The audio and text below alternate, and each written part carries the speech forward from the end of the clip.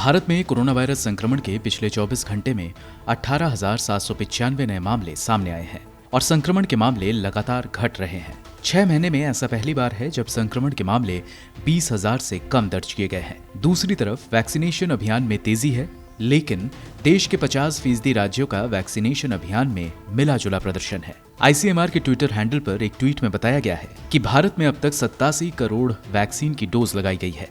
इनमें 63.8 करोड़ पहली डोज और 23.06 करोड़ दूसरी डोज लगाई गई है। वैक्सीनेशन के अगर राज्यवार आंकड़े देखें तो पता चलता है कि लगभग सभी इंडेक्स में पीछे रहने वाले राज्य वैक्सीनेशन अभियान में भी पिछड़ गए हैं। इनमें उत्तर प्रदेश, बिहार और झारखंड जैसे राज्य हैं, जहां 10% या उससे भी कम आबादी को वैक्सीनेशन के दोनों डोज लग पाए हैं।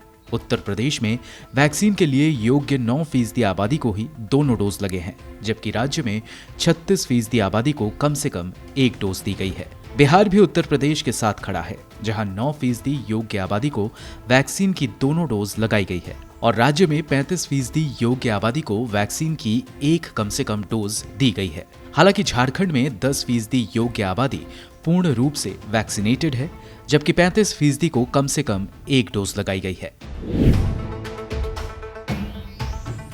देश में करीब 50% राज्य ऐसे हैं जहां 50% से भी कम वैक्सीनेशन हुए हैं, यानी 17 राज्यों में 50% या उससे भी कम योग्य आबादी को वैक्सीन की एक डोज लगाई गई है। विभिन्न राज्यों में 25% या उससे भी कम योग्य आबादी पूर्ण रूप से वैक्सीनेटेड है। हालांकि अगर वैक्सीनेशन अभियान में बेहतर प्रदर्शन देखें तो लक्षद्वीप, गोवा, हिमाचल प्रदेश, सिक्किम, चंडीगढ़, अंडमान और केरल जैसे राज्य और केंद्र शासित प्रदेश शामिल हैं। इन राज्यों और केंद्र शासित प्रदेश की आबादी कम है और यहाँ करीब 80% तक वैक्सीनेशन हुए हैं और टॉप के लगभग राज्यों में 50% से ज्यादा योग्य आबादी पूरी तरह से वैक्सीनेटेड है।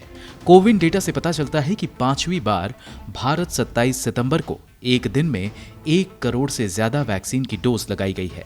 इसके लिए स्वास्थ्य मंत्री मनसुख मंडाविया ने प्रधानमंत्री नरेंद्र मोदी का धन्यवाद भी किया। देश में दैनिक कोविड-19 वैक्सीनेशन 27 अगस्त को पहली बार 1 करोड़ को पार कर गया था। भारत में वैक्सीनेशन अभियान 16 जनवरी को शुरू हुआ और पहले चरण में सिर्फ स्वास्थ्य कर्मचारियों को ही वैक्सीनेशन दी गई। इसे 1 मई से 18 साल से ऊपर के सभी लोगों के लिए योग्य किया गया था।